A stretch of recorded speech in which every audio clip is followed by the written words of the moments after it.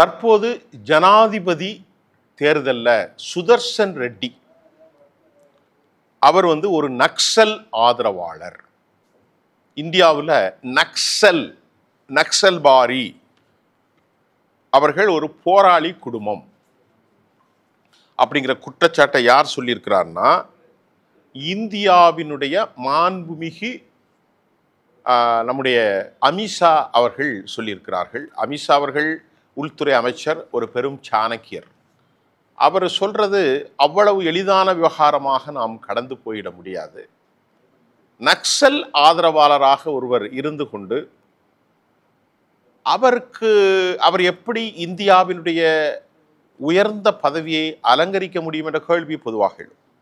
இதற்கு இந்தியாவினுடைய 18 உயர் மரபுகளை கொண்ட நீதிபதிகள் கடும் கண்டனத்தை தெரிவித்திருக்கிறார்கள். அந்த கண்டனத்தில் former judges of supreme court, முன்னாள் சுப்ரீம் கோர்ட்டுடைய மேலாள் நீதிபதிகள், former chief justice of high court, முன்னாள் ஹைகோர்ட்டினுடைய தலைமை நீதிபதிகள், ஃபார்மர் ஜஸ்டிஸ் ஆஃப் ஹைகோர்ட், அதற்கு 2ஆம் நிலை நீதிபதிகள், அவர்களில் முக்கியமாக இந்த 18 பேரில் குரியன் ஜோசப், செல்லமேஸ்வர், மதன் லோகூர், ஏகே பட்நாயக், கோவிந்த் மாத்தூர், அதே போன்று முரளிதர், இவர் தமிழ்நாட்டை சேர்ந்தவர். டெல்லி கலவரத்தில் கடுமையான உத்தரவை போட சொன்னவர். உடனே அவர் இடமாற்றம் செய்யப்பட்டார். சஞ்சீவ் பானர்ஜி, இன்னும் பலர். இதை முக்கியமாக 18 பேர் உண்மையிலேயே இதை செய்யக்கூடாது, இது ஒரு மோசமான வார்த்தை என்று சொல்லியிருக்கிறார்கள். அப்போ அமித்ஷா வைக்கக்கூடிய அந்த சாவ்லா ஜூம் சட்ட விரோதமானது என்று நீதிபதி சுதர்சன் 2011ஆம் ஆண்டு அவருடைய தீர்ப்பின் மூலமாகத்தான் இன்றைக்கு நக்சல் இயக்கம் உருப்பெற்று விட்டது. இல்லை என்றால் 2020 அவங்க அழிந்து போயிருப்பார்கள். ஆக நக்சலுக்கு ஆதரவாக இருக்கும் சுதர்சன் ரெட்டியை எப்படி ஒரு நீதிபதியாக வைப்பது என்பதுதான் அவருடைய கேள்வியாக இருக்கிறது. இது ரொம்ப மோசமான விஷயம் இல்லை. இப்போ இந்த சாவ்லா ஜூம் என்பது என்ன? அவர் என்ன சொல்றாருன்னா, சாவ்லா ஜூம்னா நக்சல்களை ஒழிப்பதற்கு எல்லோரிடத்திலும் ஆயுதங்களை ட்ரைபலுக்கு கொடுத்தாங்க. அவங்க ஆயுதங்களை வைத்துக்கொண்டு லோக்கல் இருக்கக்கூடிய நக்சல்களை சுட ஆரம்பித்தாங்க. அந்த நக்சல்களை சுடணும் போர்வையில் அவர்களுக்கு விரோதமானவர்களையும் கொலை செய்ய ஆரம்பித்தார்கள். பல இடங்களில் தீ வைக்கப்பட்டது. பலவிதமான நிலைகள் மாறி மாறி போகிற போது இது மனித விரோத ஒரு நிலைப்பாடு என்பதை உணர்ந்து கொண்டு அதற்கு சுதர்சன் ரெட்டி மட்டுமல்ல, அவற்றில் கிட்டத்தட்ட ஒரு தீர்ப்பை ஒரு கோலியேஷனாக அனைவரும் சேர்ந்து வெளியிட்டார்கள். அந்த தீர்ப்பில் இது கலைக்கப்பட வேண்டும் என்று 2012-13 அது உருவாக்கப்பட்டதே அன்றி சுதர்சன் ரெட்டிக்கும் இந்த தீர்ப்புக்கும் எந்த சம்பந்தமும் இல்லை என்பதுதான் உச்சநீதிமன்றத்தினுடைய எக்ஸ்பர்ட்ஸினுடைய கோரிக்கையாக இருக்கிறது. ஆக இது சட்டவிரோதமானது என்றுதான் அந்த தீர்ப்பில் சொல்லப்பட்டது. உச்சநீதிமன்றம் தான் அந்த தீர்ப்பை வழங்கியது மட்டுமல்ல, அதில் எனக்கு எந்த பங்கும் இல்லை, கண்ணியத்தோடு விவாதிக்க வேண்டும், நான் உள்துறை அமைச்சரோடு இது குறித்து விவாதிக்க தயாராக இல்லை என்பதையும் திரு சுதர்சன் ரெட்டி தெளிவுபடுத்திட்டார். என்ன இப்போ கேள்வினா, பாரதிய ஜனதாவை எதிர்ப்பவர்கள் அனைவரும் நக்சல்பாரி ஆதரவாளர்களாகவும் பயங்கரவாதிகளாகவும் செடிஷன் ஆக்ட் கீழே கொண்டு வரக்கூடிய அளவிற்கு ராகுல் காந்தியே அவர்கள் கொண்டு போய் நிறுத்துறாங்க. இதுதான் ஒரு பெரிய பிரச்சனை. கிரண் ரிஜிஜு, ரவிசங்கர் பிரசாத் என்ன சொல்றாரு? இதைத்தான் சொல்றாரு. வெளிநாட்டு சக்திகள், கலிஸ்தான் சக்திகள், பயங்கரவாத அமைப்புகள், ஏன் திருப்பி கேட்டால் பாகிஸ்தானுடைய தீவிரவாதிகளே இவர்கள் தான் கொண்டு விட்டாங்கன்னு கூட சொல்லிடுவாங்க. புல்வாமாவிலையும் பெஹல்காம் தாக்குதலிலும் சொல்வதற்கான வாய்ப்புகள் உண்டு. இது ஒரு நகைச்சுவையாக போய்விடும் அல்லவா? அது ஒரு சரியான முறை அல்ல. அமித்ஷா இந்த நிலையில்தான் அடுத்த கேள்வி. 2010 திரு அமித்ஷா சிறைக்கு சென்றாரே, அவர் மந்திரி பதவியை போனாலும் போகாட்டாலும் சிறைக்கு ஏன் சென்றார்? அந்த கேள்வி ஒன்று எழுமில்லவா? அப்போ அந்த கேள்விக்கான பதில் என்ன என்பதும் நாம் தற்போது புரிந்து கொள்ளக்கூடியதாக இருக்கிறது. இந்த நிலையில ஒருவேளை சுதர்சன் ரெட்டி வெற்றி பெற்றால், நாளை வெற்றி பெற்றார்னு வைத்துக்கொள்வோம். அப்ப மேதகு அப்படித்தான் அழைக்கணும். அவர் ராஜ்யசபாவுடைய தலைவர், தடை செய்யப்பட்ட ஒரு இயக்கத்தின் ஆதரவாளர், இந்திய ஜனாதிபதியாக இருப்பது ஏற்புடையதா? அது எவ்வளவு பெரிய அவமானம், அது எவ்வளவு பெரிய கேவலம், எவ்வளவு பெரிய பயங்கரம். இதையெல்லாம் உணராமல் பேசக்கூடாது. ஒன்று. இரண்டாவது, பிரதமர் தன் பதவிக்கு அவங்க சொல்றாங்க ஊடுருவல், தன் பதவிக்கு நாளைக்கு பிரச்சனை வரும் என்பதை கூட தாண்டி தான் அந்த 301 பிரிவை அவர் கொண்டு வந்தார். இப்போ ஒரு சட்டப்பிரிவு கொண்டு வந்தாங்க இல்லையா?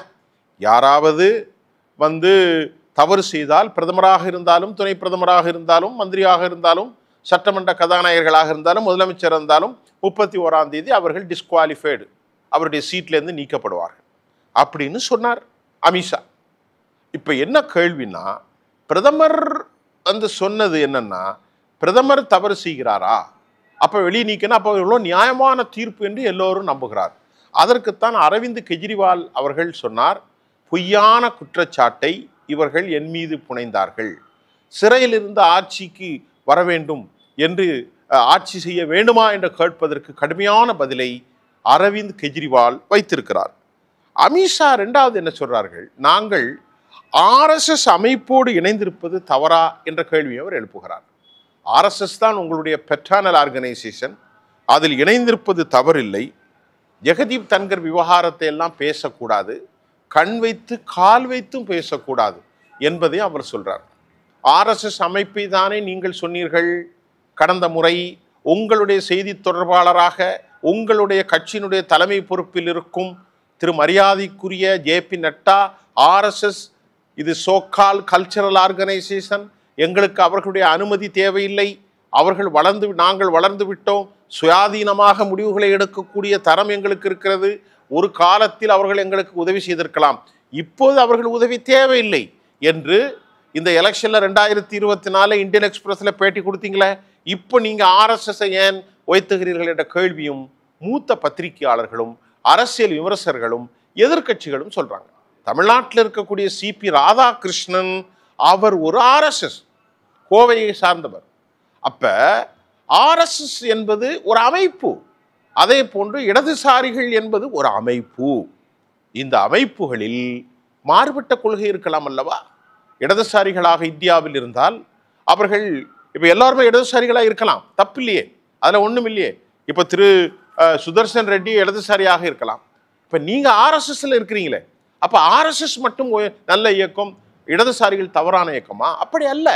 எல்லோருமே இந்தியாவில் இப்ப திராவிட இயக்கம் இருக்கிறது, திமுக இருக்கிறது, அதிமுக இருக்கிறது, பேரறிஞர் அண்ணாவுடைய இயக்கம் இருக்கிறது, தந்தை பெரியாருடைய இயக்கம் இருந்தது, காங்கிரஸ் கட்சி இருக்கிறது, இடதுசாரிகள்ல மாபெரும் தலைவர்கள் இருந்தார்கள்.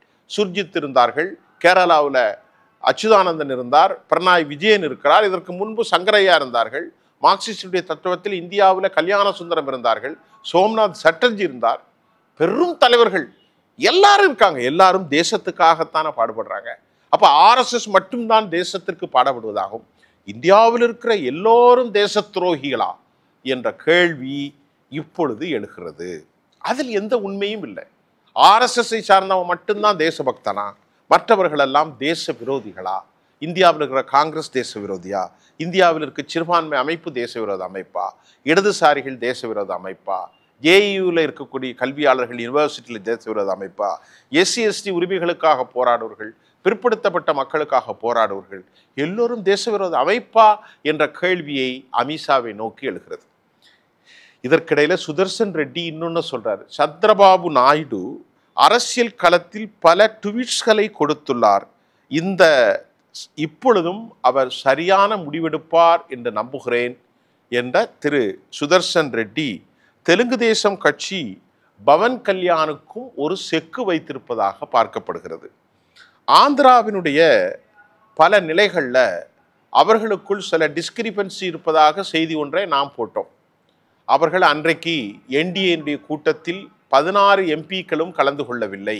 அதற்கு பின்பு மறுநாள் சிபி ராதாகிருஷ்ணனுக்கு ஆதரவு தெரிவித்து விட்டார். ஆனாலும் இப்பொழுது சந்திரபாபு நாயுடு ட்வீட்ஸ்களை செய்திருக்கிறார். தற்போதும் ஒரு ட்வீட்ஸை அவர் கொடுக்க போவார் என்று சொல்வதில் உண்மையிலேயே அவற்றில் ஏதாவது நம்பத்தகுந்த செய்தி இருக்கிறதா?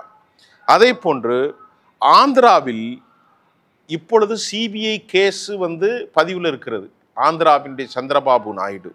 அதே போன்று ஹைவே கேஸ் ஒன்றும் 4500 கோடிக்கு அவர் மீது பதிவு செய்யப்பட்டிருக்கிறது. ஆந்திர பிரதேசத்தினுடைய லேண்ட் ஸ்கேம்ல 10,000 கோடி, இன்னொரு கேஸ்ல 4000 கோடி. அது மட்டும் இல்லாமல் ஆந்திர பிரதேசத்துன SC/ST ஆக்ட்ல அவர் பதிவு செய்திருக்கிறார். இதெல்லாம் தாண்டி சந்திரபாபு நாயுடு சுதர்சன் ரெட்டிக்கு ஆதரவு கொடுப்பாரா? அப்படி என்றால் சென்ட்ரல் பியூரோ ஆஃப் இன்வெஸ்டிகேஷன் இடி தூங்கி கொண்டிருக்குமா? அப்படி ஒரு நிலை வந்தால் ஆட்சி தொடருமா என்ற கேள்வியும் எழுகிறது. அதனை அடுத்து இவர் என்ன சொல்கிறார்? நம்முடைய சுதர்சன், அதாவது துணை ஜனாதிபதி வேட்பாளர், மறுபடியும் அவர் உடல்ல அவர் ட்வீட்ஸ்களை செய்கிறார். பல ட்வீட்ஸ்கள் இது ஒன்றாக இருக்கும். சொல்லிட்டு அவர் சொல்றாரு, நாயுடு ரொம்ப தொலைநோக்கு பார்வை கொண்டவர். எனவே தேவையான முடிவை தேவையான நேரத்தில் அவர் எடுப்பார். பல்வேறு கட்சிகள் தங்களுடன் தொடர்பில் இருப்பதாகவும் கூட இவர் சொல்றார். சுதர்சன், நான் பல கட்சிகள் எனக்கு நேரடியாகவே ஆதரவு தருகிறார்கள், தர முன் வந்திருக்கிறார்கள். நான் எதற்கு தெரியுமா? நான் எந்த ஒரு அரசியல் கட்சியும் தாராதவர். நான் தனிச்சு நிற்கல, எல்லாரும் அரசியல் கட்சிகளையும் ஆதரவு பெற்றவர். எனக்கு எந்த அரசியல் கட்சியும் இல்லை. நாயுடு கல்யாணுக்கும் செக்கு வைத்திருக்கிறார், பல ட்வீட்ஸ்களை எடுத்திருக்கிறார்கள். அவர் பல தொலைநோக்கு பார்வையை கொண்டவர். பல்வேறு கட்சிகள் தங்களோடு தொடர்பில் இருக்கிறார்கள். பல கட்சிகள் எங்களுக்கு நேரடியாக ஆதரவு தருகிறார்கள். நான் 67% எதிர்கட்சிகளினுடைய பிரதிநிதியாக நிற்கிறேன். ஏன்னா 38% தான் பிஜேபி வாக்கு பெற்றார்கள், 37 அப்படின்னு சொல்லிட்டாரு. இப்போது சுதர்சன் ரெட்டி 60% வாக்காளர்கள் பிரதிநிதியாக நான் தேர்தலில் இருக்கிறேன். 1971 அரசியலமைப்பை மதித்து நீதித்துறையில் அன்றிலிருந்து இன்று வரை நான் பணியாற்றி வருபவன். நான் அமித்ஷா அவர்களுக்கு பதில் தர தேவையில்லை. இந்த விவகாரத்தில் சிபி ராதாகிருஷ்ணனுக்கும் தனக்கும் வித்தியாசம் இல்லாமல் போய்விடும் என்ற கருத்தையும் வைக்கிறார். அது என்ன வித்தியாசங்கிறது தெரியல. சிபி ராதாகிருஷ்ணன் ஒரு வேட்பாளர், ஆனால் அவர் இப்படி சொல்றார். சொன்னதை அப்படி வாசிக்கிறேன். இந்த விவகாரத்தில் சிபி ராதாகிருஷ்ணனுக்கும் தனக்கும் வித்தியாசம் இல்லாமல் போய்விடும். இது ஒரு மரியாதைக்குரிய தேர்தல். நான் அவ்வாறே நாட்டு மக்களுக்கு வாக்குறுதி அளித்துள்ளேன் என்று சொல்லியிருக்கிறார். இப்போ இதை தாண்டி வழக்கம் போல இனி தேச துரோக குற்றங்கள் ராகுல் காந்தியின் மீது, இவர் மீது, ராகுல் ரொம்ப ஆபத்தானவர் என்று சொன்ன மாதிரி சுதர்சன் ரெட்டி ஒரு நக்சல்வாதி என்றும் அவர்கள் சொல்லியிருக்கிறார்கள். தற்போது 67% பிரதிநிதியாக நான் ஆதரவு தரப்போகிறேன். இப்பொழுது இவர்களுக்கு நாடாளுமன்றத்தில் 2 அவைகளிலும் வாக்களிக்க வேண்டும். அதில் அதிமுக ஆதரவாக இருக்கிறது. சந்திரபாபு நாயுடு, பவன் கல்யாண், இன்னும் பல ஆர்கள் யாரெல்லாம் ஆதரவு கொடுக்க போகிறார்கள் என்பது தெரியவில்லை. 67% எதிர்க்கட்சிகளின் குரலாக எல்லோரும் என்னிடத்தில் துணையில் இருக்கிறார்கள்.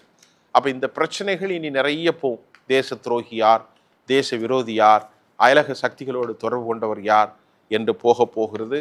ஒரு கால் சுதர்சன் ரெட்டி வெற்றி பெற்றால் நக்சல் ஒருவர், இந்தியாவில் தடை செய்யப்பட்ட அமைப்பின் தலைவர் ஒருவர் பதவிக்கு வருவாரா? பொறுத்திருந்து பார்ப்போம். நன்றி.